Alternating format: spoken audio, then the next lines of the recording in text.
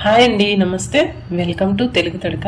ఈరోజు వీడియోలో వినాయకునికి ప్రీతికరమైన మోదకాలను చేసి చూపిస్తున్నాను.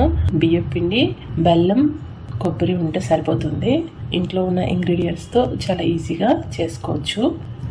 మీరు కూడా ఈ వినాయక చవితికి తప్పకుండా ట్రై చేయండి. ఎలా వచ్చిందన్నది నాకు కామెంట్ చేయండి. ముందుగా బౌల్లో బియ్యం పిండి కోసం 1.5 కప్పులు బియ్యం వేసుకోవాలి. మనం ఇక్కడ తడిపిండి తయారు చేసుకుంటున్నాము. 2-3 సార్లు శుభ్రంగా కడుక్కోండి ఫస్ట్ బియ్యాన్ని. చూడండి, ఇక్కడ నేను కడిగేసాను. ఇప్పుడు బియ్యంలో మునిగేంత వరకు నీళ్లు పోసుకొని మూత పెట్టి ఇప్పుడు వీటిని 8 నుంచి 10 గంటల పాటు నాననివ్వాలి. రాత్రి నానబెట్టుకుంటే ఉదయానికి నానిపోతాయి. ఈ నానిన ఈ బియ్యాన్ని వడకట్టుకోవాలి. నీళ్ళన్నీ వంచుకున్న తర్వాత ఈ బియ్యాన్ని ఒక పొడి బట్ట పైన, కాటన్ బట్ట పైన ఆరబెట్టుకోవాలి. అరగంట గంటలోపే ఆరిపోతాయి. చూడండి, ఇలా చెయ్యి పెడితే బియ్యం మొత్తం డ్రై అయిపోకూడదు, చేతికి ఇలా అంటుకోవాలి. బియ్యం ఇలా ఆరితే సరిపోతాయి. ఇప్పుడు వీటిని మిక్సీ జార్లో వేసుకొని మెత్తగా పౌడర్లా చేసుకోవాలి.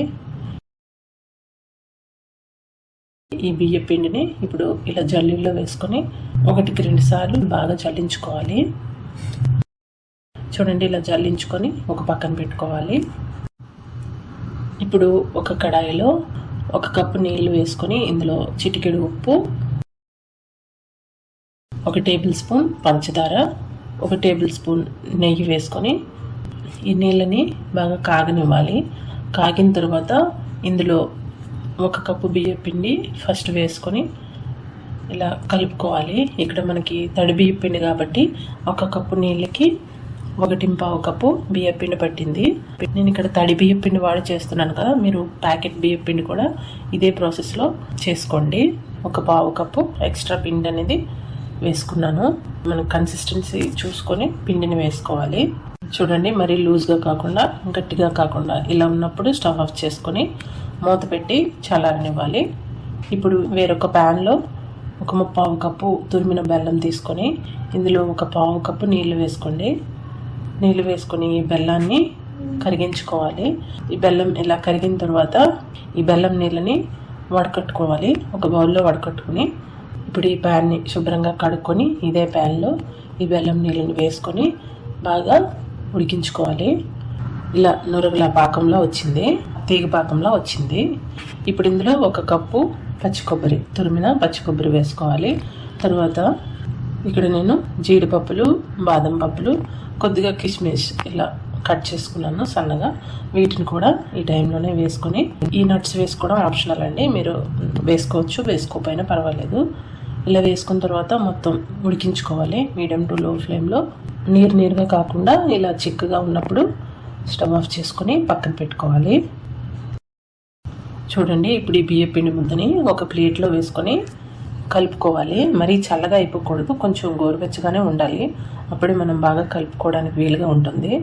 ఇప్పుడు ఈ బియ్య పిండిని ఉండలు లేకుండా అవసరమైతే కొంచెం గోరువెచ్చగా ఉన్న నీళ్ళని వేసుకుంటూ మనకి కన్సిస్టెన్సీ కొంచెం స్మూత్గా వచ్చినంత వరకు కలుపుకోవాలి. బాగా ఇలా మద్దం చేసుకోవాలి పిండిని. కొంచెం నీళ్ళు ఫస్ట్లో నీళ్ళతో తడుపుకొని, కొంచెం వేడి నీళ్ళతో, గోరువెచ్చని నీళ్ళతో ఫస్ట్ తడుపుకొని చివరిగా ఇలా 1 టీ స్పూన్ నెయ్యి వేసుకొని బాగా కలుపుకోండి సాఫ్ట్గా. చూడండి, కన్సిస్టెన్సీ ఇలా ఉండాలి, కొంచెం సాఫ్ట్గా ఉండాలి పిండి. ఇప్పుడు ఇందులోంచి కొద్దిగా 1 నిమ్మకాయ సైజ్ అంతా బాల్స్లా తీసుకోవాలి. ఇప్పుడు ఈ మోదకలు చేసుకోవడానికి ఇలా కొంచెం పొడిపిండి తీసుకొని చేతికి ఇలా అప్లై చేసుకుంటూ మనం ఒక చిన్న రౌండ్ షేప్ కప్లాగా, చిన్న కప్లాగా షేప్ తెచ్చుకోవాలి. పొడిపిండితో అయితే మీకు చక్కగా చేతులు కంటుకోకుండా బాగా చేయొచ్చు. చూడండి, ఇలా చేస్తూ ఒక చిన్న కప్పులా, రౌండ్ షేప్ కప్పులా చేసుకొని ఇందులో కొద్దిగా ఈ బెల్లం, కొబ్బరి తురుము, స్టఫింగ్ని 1 టీ స్పూన్ వరకు వేసుకొని ఇలా క్లోజ్ చేసుకుని ఈ పైన ఉంటుంది కదా, ఈ పైన పిండి ఎక్కువ ఉండకుండా ఉండడానికి పైనుంచి ఇలా కొద్దిగా తీసుకోవాలి. తీసుకున్నాక ఇప్పుడు దీన్ని ఇలా చూపిస్తున్న విధంగా కొంచెం షేప్ ఇచ్చుకుంటే మనకి మోదక అనేది రెడీ అయిపోతుంది. మౌల్డ్ అనేది లేకుండా ఇలా ఈజీగా చేతితోనే చేసుకోవచ్చు. చూడండి, మనకి ఈ విధంగా చేతితో కొంచెం అంటూ ఇలా మోదక షేప్లో చేసుకోవచ్చు. ఇంకొకటి మీకు చేసి చూపిస్తాను. పొడిపిండి తీసుకొని చేతికి ఇలా అప్లై చేసుకుంటూ ఇలా రౌండ్ కప్పులాగా చిన్న కప్పులాగా షేప్ చేసుకుని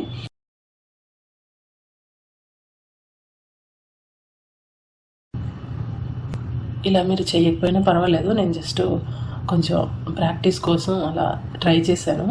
మీరు ఇలా డైరెక్ట్గా ఇలా ముద్దని క్లోజ్ చేసుకొని పైన పిండి కొంచెం ఎక్కువ ఉంటే ఇలా తీసుకోండి. ఇలా ఎక్స్ట్రా పిండిని తీసుకున్న తర్వాత ఇలా చిన్నగా షేప్ చేసుకోండి. చేసుకొని మీకు ఇక్కడ చాకుతో అయినా లేదా బ్లెండర్ నైఫ్ ఉంటుంది కదా, స్పూన్తోనైనా దేనితోనైనా ఇలా జస్ట్ చుట్టూ ఇలా డిజైన్ లాగా ఘాట్లు పెడితే మీకు మోదక షేప్ అనేది వచ్చేస్తుంది. చూడండి, ఇలా అన్నీ తయారు చేసుకొని స్టీమ్ చేసుకోవాలి. ఇలా చిల్లులు ఉన్నది ఏదైనా ప్లేట్ తీసుకోండి. తీసుకొని దీనికి ఇలా నెయ్యి అప్లై చేసుకొని ఈ ప్లేట్ని ఈ కడాయిలో పెట్టి చూడండి, ఇప్పుడు ఒక్కొక్కటి ఇలా దూరం దూరంగా పెట్టి వీటిని మూత పెట్టి ఆవిరిపైన ఉడికించుకోవాలి. ఒక 15 నుంచి 20 నిమిషాల పాటు ఉడికించుకోవాలి. ఒక 20 నిమిషాల తర్వాత చూడండి, మోదకులు రెడీ అయిపోయాయి. ఇలా ఇంట్లో ఉన్న వాటితోనే మనం ఈజీగా మోదకులు చేసుకోవచ్చు. మీరు కూడా ఈ వినాయక చవితికి తప్పకుండా ట్రై చేయండి. ఎలా వచ్చింది అన్నది నాకు కామెంట్ చేయండి. ఒకటి మీకు తుంచి చూపిస్తున్నాను చూడండి, లోపల కొబ్బరి, బెల్లం, డ్రై ఫ్రూట్స్ వేసుకున్నాను కదా, జ్యూసీగా చాలా బాగుంటుంది. ఈ విధంగా తప్పకుండా ట్రై చేయండి. వీడియో నచ్చితే లైక్ చేయండి, షేర్ చేయండి, సబ్స్క్రైబ్ చేయడం మర్చిపోవద్దు. Thank you so much for watching. Bye.